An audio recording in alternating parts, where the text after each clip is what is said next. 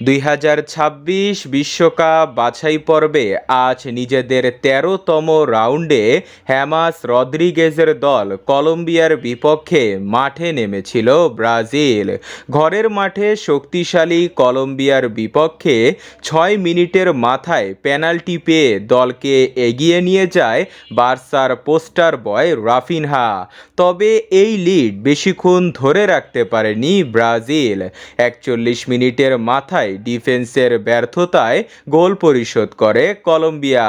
তবে রিয়াল মাদ্রিদের superstar ভিনিসিয়াসের magic তখনও বাকি ছিল। ম্যাচের শেষ মুহূর্তে ডি বক্সের বাহিরে থেকে দূরপাল্লার এক ক্রাল শটে গোল করে জয় নিশ্চিত করে ভিনিসিয়াস জুনিয়র। এই ম্যাচে জয়ের ফলে 2025 সালে শুভ সূচনা করল ব্রাজিল।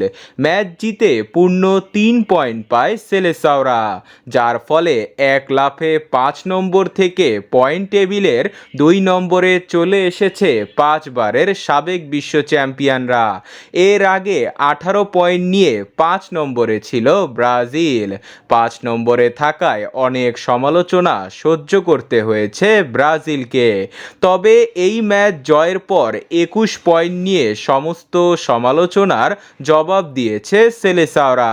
ঠিক 25 পয়েন্ট নিয়ে তাদের উপরেই রয়েছে আর্জেন্টিনা। আর 21 পয়েন্ট নিয়ে আগে যে বিশ্বকাপ খেলার সংখ্যা ছিল তা কেটে গেল ব্রাজিলের জন্য।